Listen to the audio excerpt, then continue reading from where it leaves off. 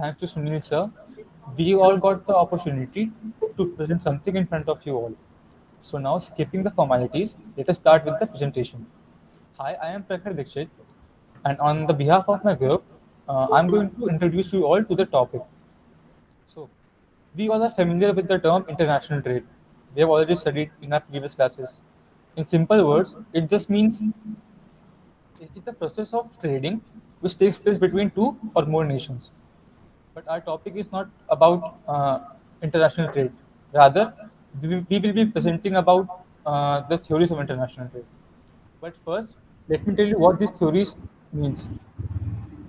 Trade theories are simply different theories to explain international trade.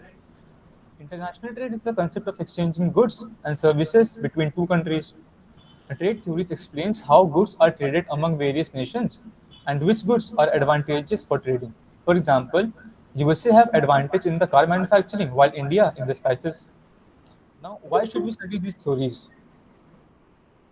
Uh, the first advantage is that the theories talks about the benefit of international trade. They show why countries should trade for products or services even when they can produce them domestically. It also talks about the patterns of international trade. Theories show why countries specialize the way they do. And lastly, it also talks about the role of intervention. Theories help articulate the role of government policy. Now, the theories are classified into two types. The first one is classical theories, which may include mercantilism theory, absolute advantage theory, comparative advantage theory, factor endowment, and Leontief paradox. On the other hand, there are modern theories. It may include country similarity theory, product life cycle theory, new trade theory, and Porter's diamond theory. So the first theory is mercantilism. Mercantilism was given by Thomas Mann. It is an economic theory where the government seeks to regulate the economy and trade in order to promote domestic industries. Mercantilism stands in contrast to the theory of free trade, which argues countries' economic well-being can be best improved through reduction of tariffs and free trade. This theory involves restriction on imports, tariff barriers, quotas, or non-tariff barriers, accumulation of foreign currency reserves plus gold and silver. It was also known as bullionism. In the 16th and 17th century, it was believed that the accumulation of gold was best way to increase the prosperity of a country. Subsidiaries of export industry to give the competitive advantage in global market, limiting the wages and consumption of the working class to enable greater profit to stay with the merchant class. Controls of colonies, for example, making colonies buy from the empire country to promote its own exports. Now, assumptions. This theory contains three basic assumptions. The first one is there is a finite amount of wealth in the world. So it was believed that the country which will acquire more wealth will be considered more powerful. Secondly, it assumed that a nation can only grow rich at the expenses of other countries. So a country should preserve its own wealth and try to spend wealth of other nations. The third assumption is a nation should try to achieve and maintain a favorable trade balance. By balance here, it means the exports should be more than the imports. Now, this theory has two basic disadvantages. The first one is mercantilism hardly paid attention to the welfare of ordinary workers. It focused on the welfare of firms indulged in the exports. The second one is mercantilism was one-way traffic. It focused on the exports but not on imports, and it is not easy to be self-sufficient. Many countries of the Europe failed to be self-sufficient, which increased their miseries. Now, I would like to call Meghna over here to continue the presentation. Meghna? Thank you so much, Prakha, for inviting me. I am Meghna Gupta. I am here to tell you something about the next theory of international trade, which is absolute advantage theory. The origin of absolute advantage theory. The trade theory that first indicated importance of specialization in production and division of labor is based on the idea of theory of absolute advantage, which is developed first by Adam Smith in his famous book The Wealth of Nations, published in 1776. Smith argued that it was impossible for all nations to become rich simultaneously by following mercantilism because the export of one nation is another nation's import, and instead stated that all nations would gain simultaneously if they practiced free trade and specialized in accordance with their absolute advantage. Smith also stated that the wealth of nations depends upon the goods and services available to their citizens rather than their gold reserves. While there are possible gains from trade with absolute advantage, the gains may not be mutually beneficial. Comparative advantages focus on the range of possible mutually beneficial exchange. Absolute advantage theory. Adam Smith argued that a country has an absolute advantage in the production of a product when it is more efficient than any other country producing it. Countries should specialize in the production of goods which they have an absolute advantage and then trade these goods for the goods produced by the other countries. In economics, principle of absolute advantage refers to the ability of a party to produce more of a good or service than a competitor using the same amounts of resources. For an example, Portugal was able to make wine at low cost, while England can cheaply manufacture clothes. Ricardo helps recognize these facts. England stopped producing wine and Portugal stopped manufacturing clothes.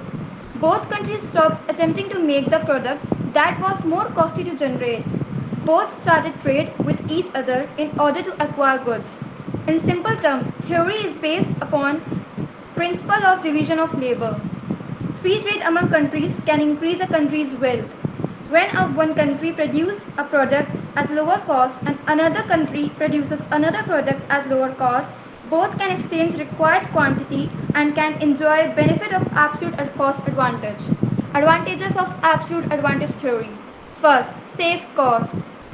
The absolute advantage theory can help the country to save cost. Based on absolute advantage theory, the country will specialize on producing the goods and services which are lower cost and decreasing the production of goods and services which are higher cost, which will cause the production cost decrease. For example, Malaysia able to produce 20 units of shoes and 50 units of batik clothes, while Thailand able to produce 50 units of shoes and 20 units of batik clothes. Malaysia will specialize on producing batik clothes, while Thailand will specialize on producing shoes. Second, increase of international trade. Trade is important to obtain certain goods and resources that were not produced in the country. The absolute advantage theory will make the country specialize on producing the goods and services which are lower cost and decrease the production cost, which will cause the price of goods and services falls. The country can export their own specialized goods and services to other countries and import other goods and services. This will benefit the both countries by increasing the producer profit and country income. Third, increase of foreign investment. The absolute advantage theory that increase the international trade will cause a country foreign investment to increase. With increase of international trade, the investors from other countries will invest more money on the production of goods and services that countries specialize, causing the local industry to evolve. The evolve of an industry will help increase the job opportunities. Limitations of absolute advantage theory. First, fails to explain how trade can be advantageous to two countries when one country can produce all goods. Second, country not having absolute advantage can't gain free trade. Third, differences in climatic condition and natural resources won't lead to absolute advantage. Fourth, deals with labor only and neglect other factors of production. Fifth, theory is based on assumptions that exchange rates are stable and fixed. Sixth, it also assumes that labor can switch between products easily and they will work with same efficiency, which in reality cannot happen. Now I would like to invite Preeti to continue further. Thank you, Magna, for invited me. My name is Preeti. Now my topic is the comparative advantage theory. The law of the comparative advantage theory describes how to under free trade an agent will produce more of and consume less of the goods for which they have a comparative advantage. in an economic model agent have a comparative advantage over other in producing a particular good if they can produce that a good at a lower relative opportunity cost. David Ricardo developed the classified theory comparative advantage in 1870 to explain why countries engage in international trade even when one country's workers are more efficient at a producing every single goods that worker in other countries. Example, India can produce, excuse me, in example, India can produce both a truck and a car efficient, but for export, India needs to compare these goods with each other to find which goods has more efficiency.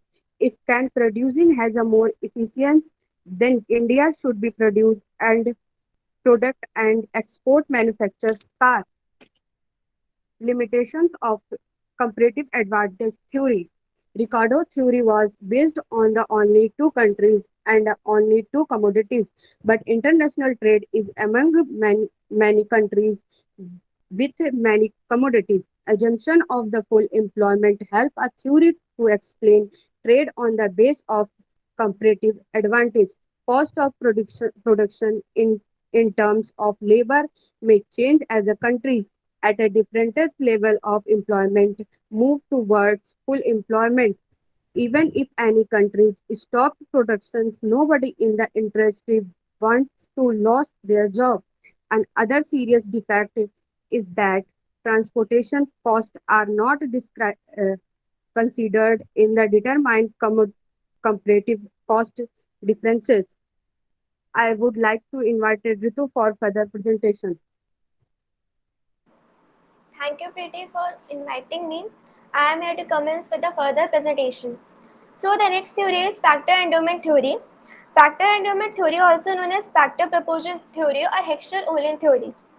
It was given by Elie Heckscher and Berlin-Ohlin in 1993. The theories of Smith and Ricardo didn't help countries determine which products would give a country an advantage. This theory is based on a country's available production factors, that is land, labor and capital, present in a country. In its 2 by 2 by 2 various meanings, two goods, two factors and two countries.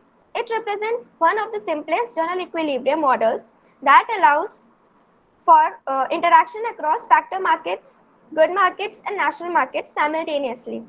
It is started that countries would produce and export those goods which make intensive use of factors that are locally available in large quantities. In contrast, import those factors that are in short supply or locally scarce. In the HO model, we define the ratio of the quantity of capital to the quantity of labor used in production process as the capital labor ratio. A country that is capital abundant is one that is well endowed with capital relative to the other country.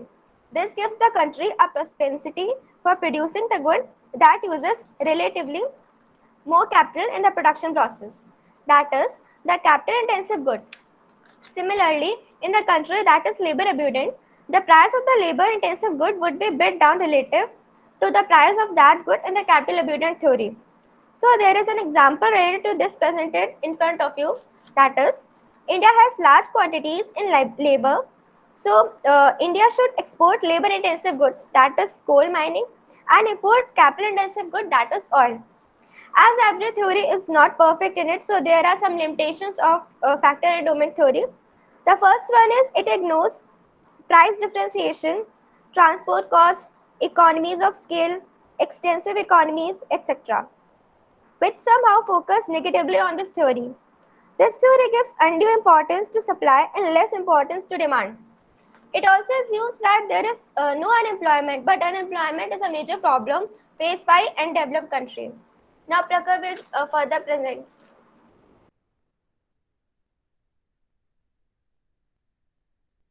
Mic off. Thank you, Ritu. The next theory is Leontief paradox.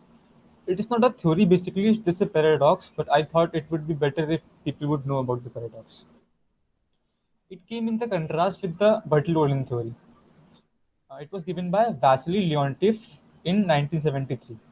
He studied the trade flows in 1950s based on input-output analysis of international trade. He discovered that the US, a country with great deal of capital, was importing capital-intensive commodities and exporting labor-intensive commodities.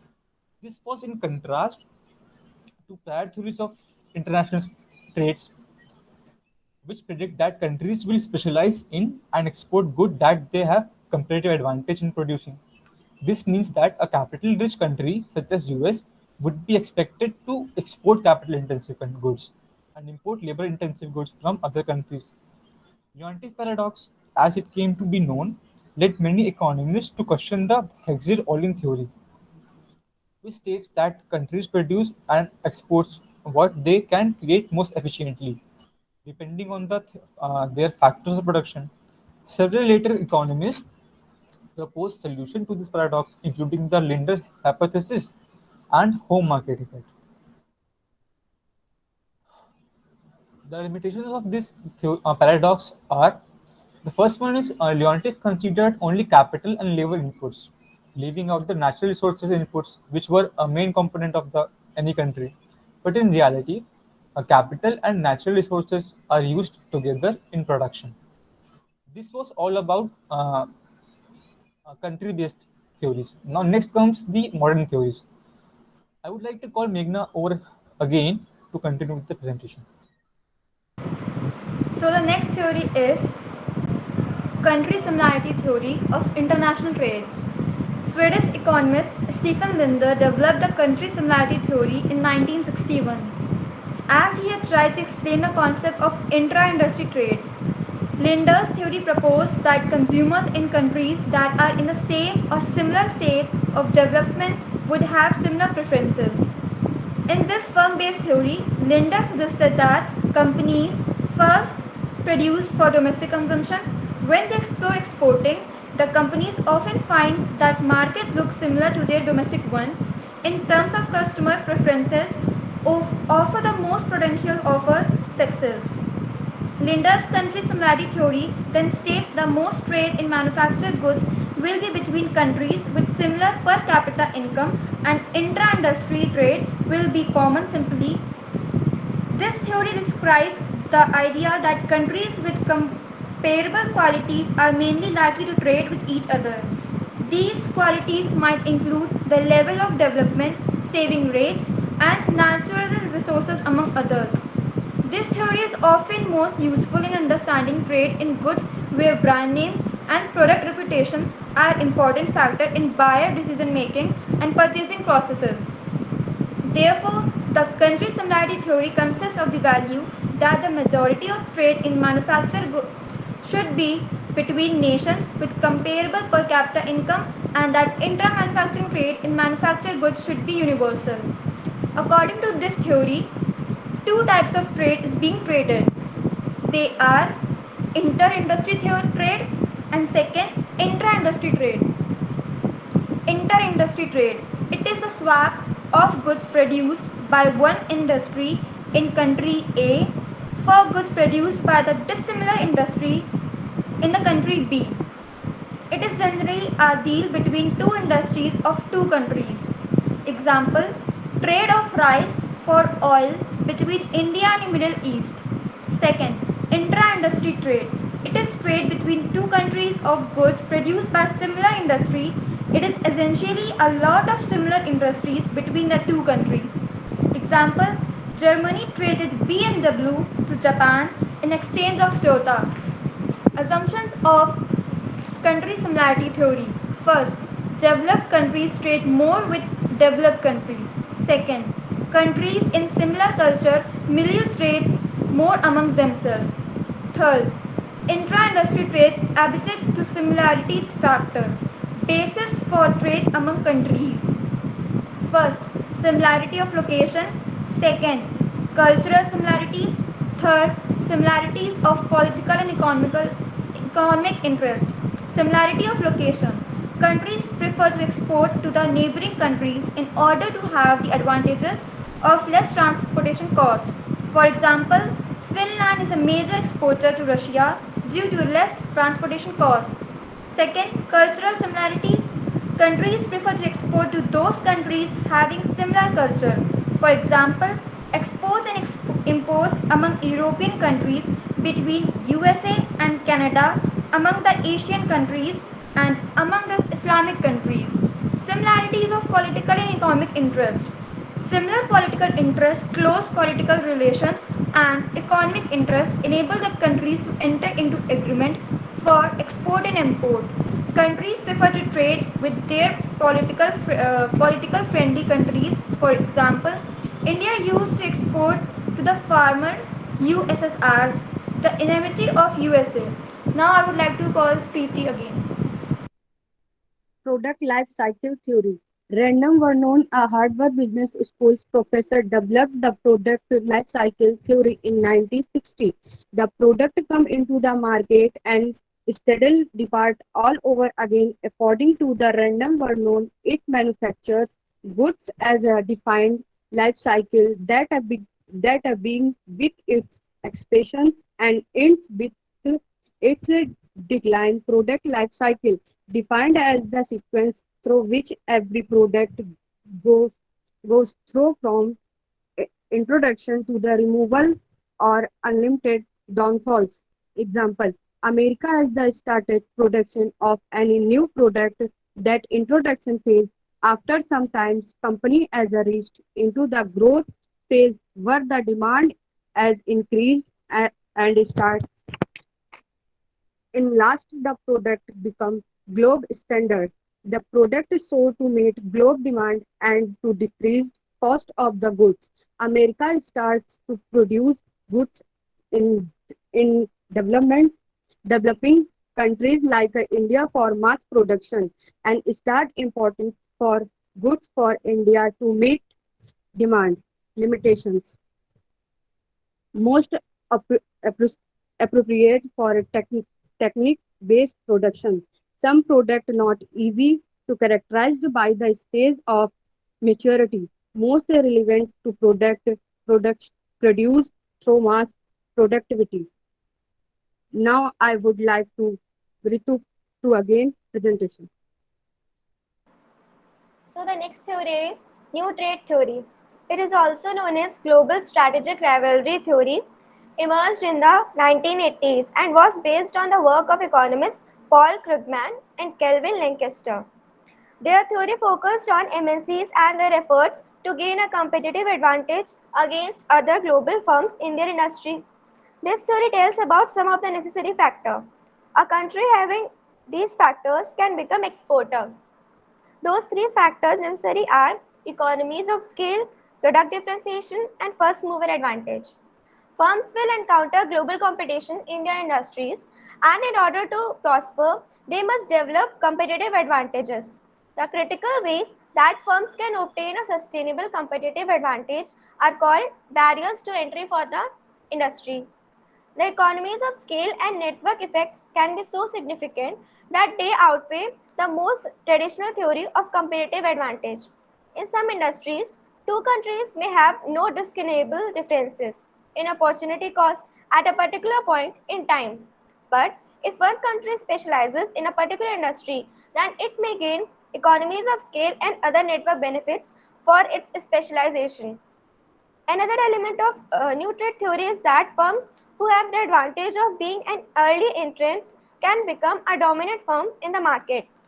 This is because the first firms gain substantial economies of scale, meaning that new firms can't compete against the incumbent firms.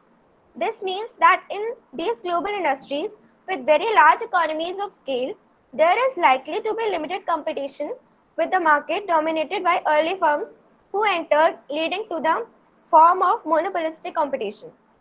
So, unlike all other theories, this theory also have some limitations.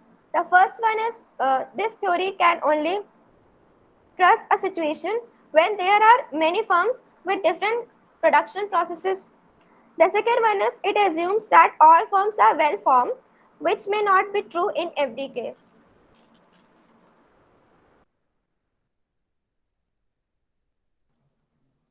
The last theory in our presentation is the Porter's Diamond Model. It was developed by Michel Porter in 1990s. It is a diamond-shaped framework that focuses on explaining why certain industries within a particular nation are competitive internationally, whereas others might not. You can also see that model in our presentation. He argued that any company's ability to compete in the international arena is based mainly on the interrelated set of location advantages that certain possesses. The factor included in the model are factor conditions, or firm strategy, second, factor conditions, third, demand conditions, and fourth, related and supporting industries. This model explains why some industries are much more developed and competitive compared to other industries elsewhere. It basically sums up the location advantages that Dunning is referring in his overall frame. This model could therefore be used when analyzing foreign markets for potential entry or when making foreign direct investment. The limitations of this theory is in his books, Porter was optimistic about the future of Korea and less optimistic about the future of others. This was seen as the biasness. People believed he was biased with the Korea. Second, other factors may influence success. There may be events that could not have been predicted, such as new technological developments or government interventions. So, this was all about the concept of international trade theories we can deliver here in the limited time. I hope you guys got to learn something new out of it. If anybody is having any questions, you can ask right now.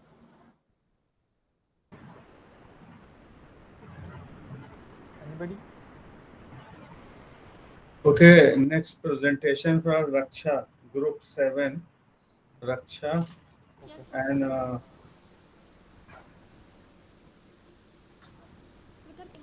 Roshni Yadav, Miran Hussain, and Nausaba Iqbal. Yes, sir. Just come forward and please speak loudly. Speak loudly.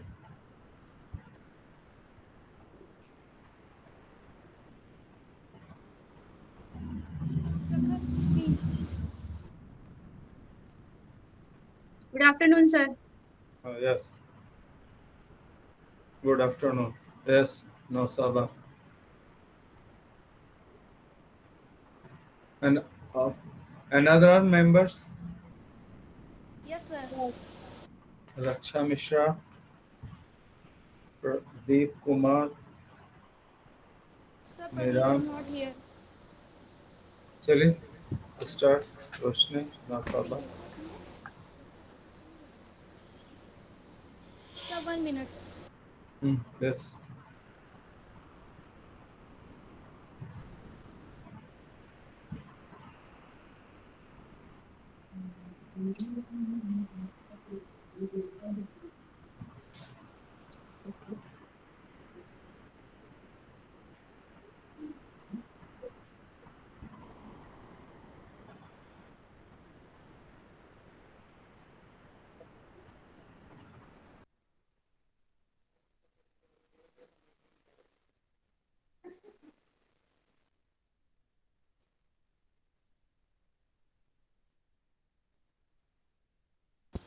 Good afternoon, everyone, and welcome to my presentation. My name is Raksha Mishra. As you can see on the screen, today the topic of my presentation is all about balance of payment. First of all, I would like to give an overview of balance of payment. Yes, speak loudly. Roshni, speak loudly. Sir मैं नहीं बोल रहे अभी. Yes. Okay. Balance of payment is a statement of all transactions made between entities in one country and the rest of the world over a defined period of a time, such as quarter or a year. Balance of payment account are an accounting record of all monetary transactions between a country and कपड़े. the rest of the world. These transactions include payment for the country, export, import of goods and services, financial capital, and financial transfer. A country has to deal with other countries in respect of three items: Visible item, invisible item, capital transfer. Visible item which include all type of physical goods exported and imported. Invisible item which include all those services whose export and import are not visible. Transport services, medical services, capital transfer which are concerned with capital receipt and capital payment. A country balance of payment tells you whether it's enough to pay for its import. It also reveals whether the country produce enough economic output to pay for its growth.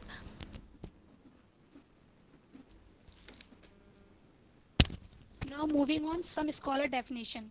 According to Kindleberger, the balance of payment of a country is systematic record of all economic transaction between the resident of reporting country and resident of foreign countries during a given period of time. According to International Monetary Fund, the balance of payment for given period is a systematic record of all economic transactions take place during the period between resident of the reporting country. Further moving on, features of balance of payment. It is a systematic record of all economic transactions between one country and rest of the world. It includes all transactions visible as well as invisible. It relates to period of time. Generally, it is an annual statement. It it adopts a double entry bookkeeping system. It has two sides, credit side and debit side. Receipt and recorded on the credit side and payment on the debit side. In it indicates country's position in foreign trade. Balance of payment reveal financial and economic status. Balance of payment used as an indicator to determine whether the country's currency value appreciating or depreciating. Balance of payment help government to decide fiscal and trade policies.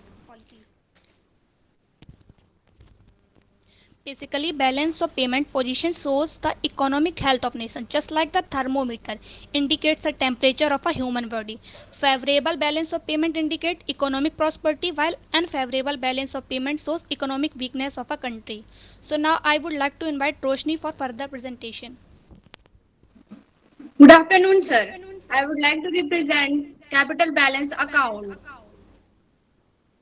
So, what is capital balance account? The capital balance account is an international macroeconomics is a part of balance of payment. All record transactions between entries of our country, entry rest of the world. It accounting the capital account shows the net worth of business at a specific time. A capital balance account. It is a difference between receipt and payment and account capital account. It refers to all financial transactions. The capital accounts involve inflow and outflow relating to the investment.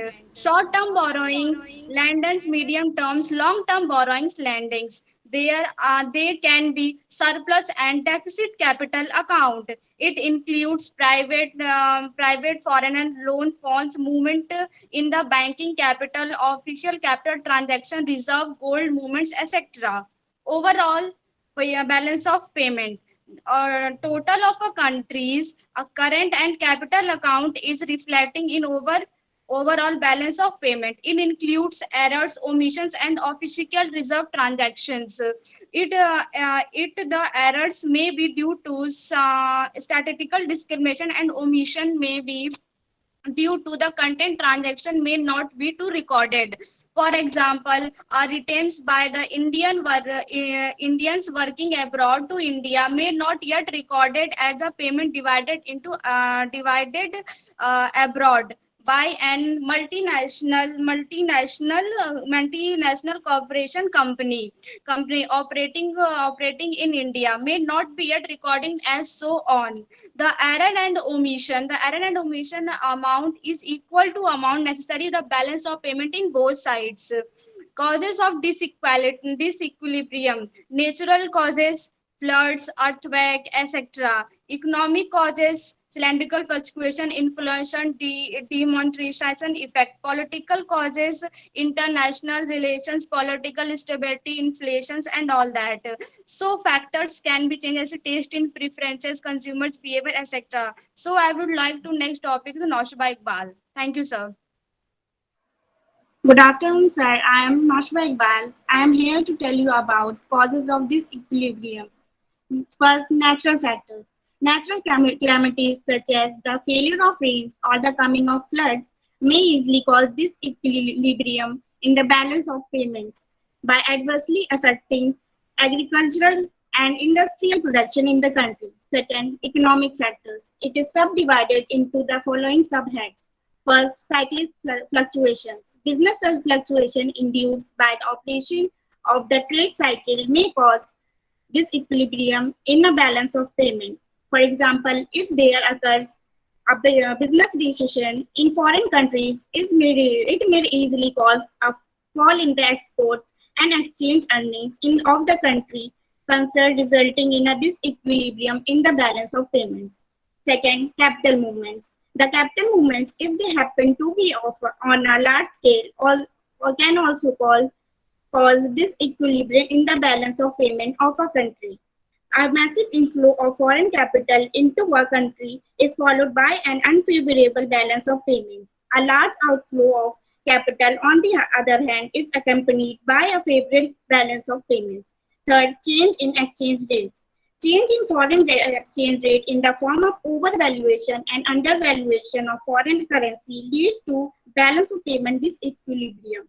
When the value of currency is higher in relation to other currencies, it is said to be overvalued. Opposite is the case of in other currencies.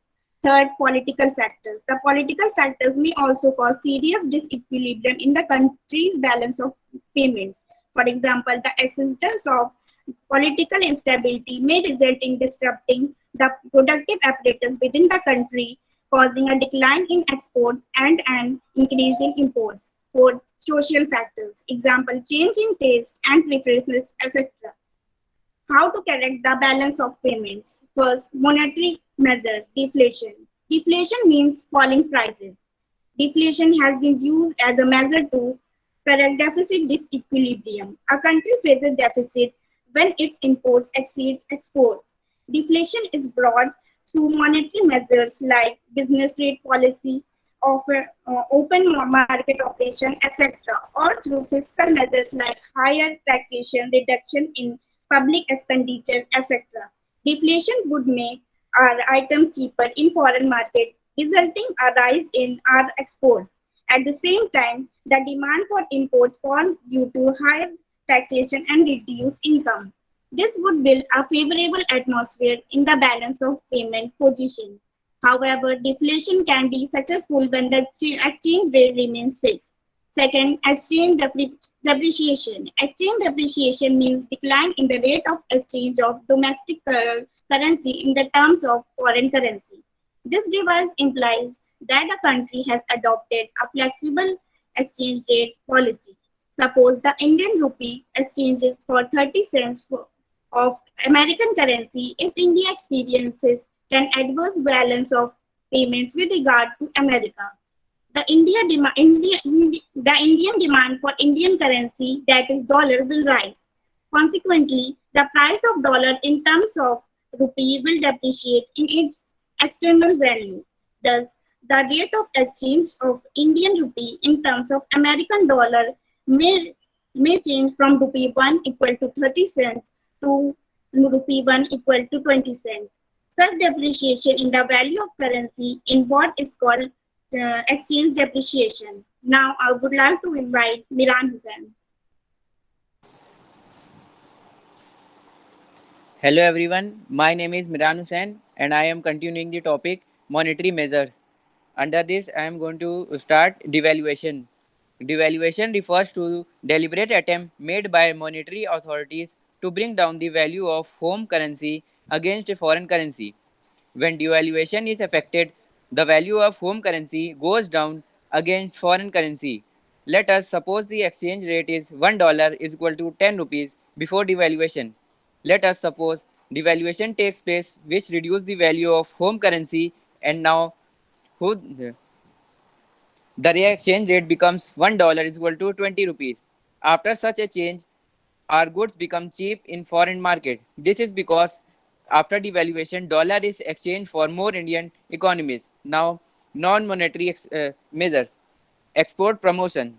The government can adopt export promotion measures to correct disequilibrium in the balance of payment.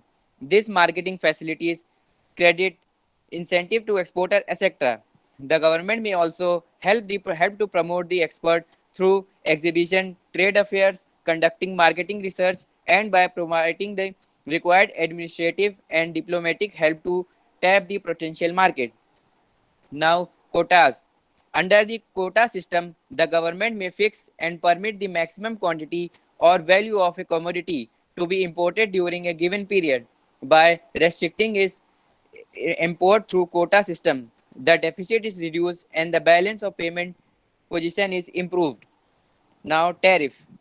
Tariff are duties or tax imposed on imports. When tariffs are imposed, the prices of import would increase to the external of tariff. The increased prices will reduce the demand for the potential in the product market. Now, balance of trade. The difference between a country's import and its export. Balance of trade is the largest component of a country's balance of payment. Debit item includes import, foreign aid, domestic spending abroad, and domestic investment abroad. Credit item includes export, foreign spending, and the in the domestic economy and foreign investment in the domestic economy. When exports are greater than import, then the balance of trade is favorable, and if imports are greater than the export, then it is unfavorable. Difference between the balance of payment versus balance of trade. First, balance of payment. It is a broad system, and whereas in balance of trade, it is a narrow term. And in balance of payment, it includes all transactions related to visible and invisible and capital transfer. Whereas in balance of payment, it includes only visible item. In balance of payment, it is always balance itself. Whereas in balance of trade, it can be favorable or unfavorable.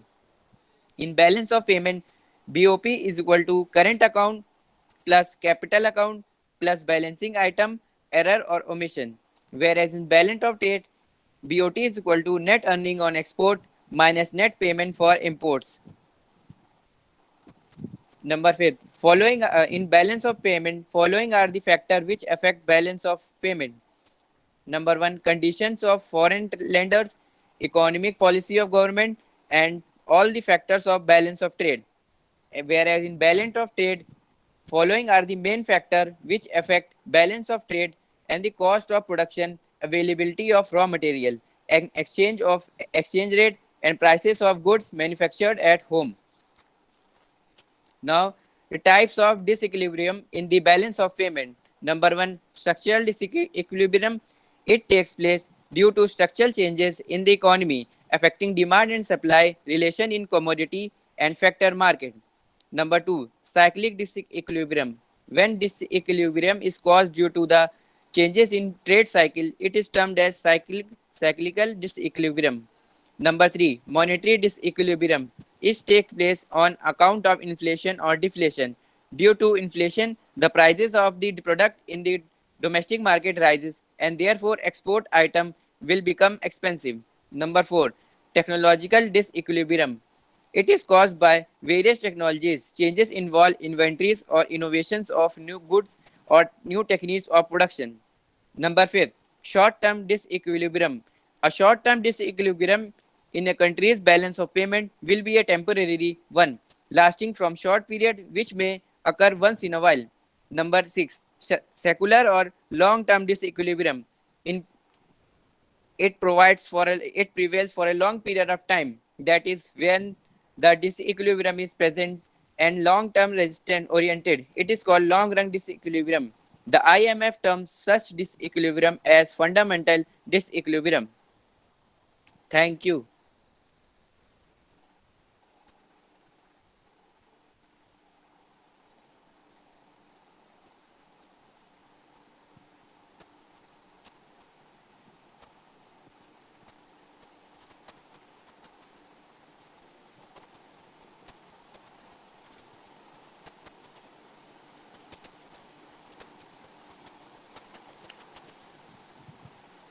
Thank you, sir. Thank you.